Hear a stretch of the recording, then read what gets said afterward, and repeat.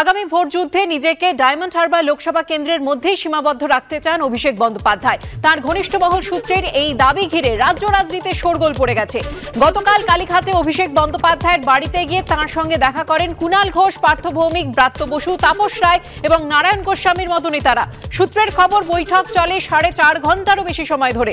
প্রচারে নামার কথা বলা হলে সূত্রের খবর, অভিষেক বন্দ্যোপাধ্যায় জানিয়ে দেন তিনি শুধুমাত্র ডায়মন্ড হারবার লোকসভা কেন্দ্রেই মনোনিবেশ করতে চান।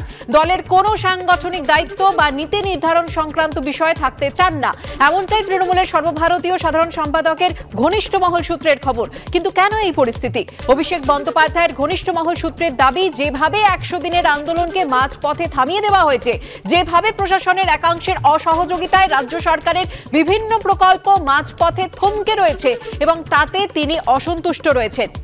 অভিযোগ উঠেছে দলের অন্দরে এই বিষয়টি নিয়ে কথা বলেও কোনো লাভ হয়নি, তাই অভিষেক নিজেকে গুটিয়ে নিতে চাইছেন বলে তার ঘনিষ্ঠ মহল সূত্রের দাবি।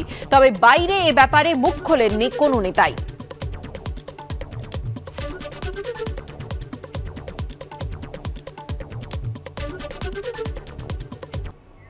মহিলা পুলিশ কর্মীকে শ্লীলতাহানির অভিযোগে খড়দায় গ্রেফতার তৃণমূলের এক যুব নেতা। স্থানীয় সূত্রে খবর, গত 23শে সেপ্টেম্বর পানিহাটি উৎসব চলাকালীন আইন শৃঙ্খলা রক্ষার দায়িত্বে থাকা ব্যারাকপুর পুলিশ ব্যাটালিয়নের এক মহিলা পুলিশ কর্মীর সঙ্গে অভব্য আচরণের অভিযোগ ওঠে ধৃত ও তাঁর কয়েকজন সঙ্গীর বিরুদ্ধে।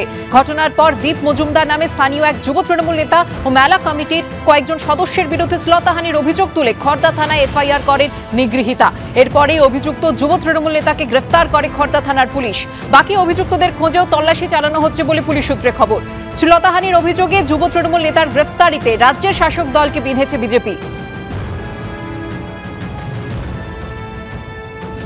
ডিসেম্বর এমন কোনো ঘটনা আমি প্রতিদিন সন্ধ্যে 7টা থেকে মেলার শেষ পর্যন্ত থাকি, এ ধরনের কোনো ঘটনা পানিহাটি উৎসব এলাকায় ঘটেনি।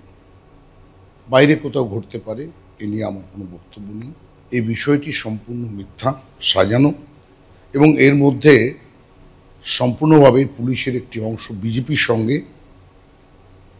যোগসাজ করে দীর্ঘ বছরের মেলা, প্রতিদিন 1 লক্ষ লোক থাকে, এই মেলার কমিটির সঙ্গে যুক্ত মানুষকে অপমান করার জন্যে পুলিশের একাংশ, এটা প্রমাণ হলো যে বিজেপির সঙ্গে আছে। সুকান্ত মজুমদারের কাছে এখানকার থানা থেকে কি করে এফআইআর কপি গেছে, এবং এটা আমাদের না জানিয়ে, আমরা যেহেতু মেলাতে আছি, আমাদের কেউ কোনো খবর দেননি। এটা সর্বৈব মিথ্যা। যা কিছু ঘটনা ঘটেছে বাইরে, মেলার ভেতরে কোনো ঘটনাই ঘটেনি। তৃণমূলের স্থানীয় এক কাউন্সিলর এবং তাদের সঙ্গে তারও 2-1 জনের নামে পরবর্তীকালে একজন মহিলা কনস্টেবল অভিযোগ করেছেন যে তার শ্লীলতাহানি করা হয়েছে 23 তারিখ রাত্রিবেলা মেলা প্রাঙ্গণে। কিন্তু এতদিন পর্যন্ত পুলিশ কোনো ব্যবস্থা নেয়নি। যেই গতকালকে বিজেপি রাজ্য সভাপতি ডক্টর সুকান্ত মজুমদার একটা টুইট করলেন এই ঘটনাটা নিয়ে, তারপরে পুলিশ সক্রিয় হয়ে একজন তৃণমূল কর্মীকে গ্রেপ্তার করেছে।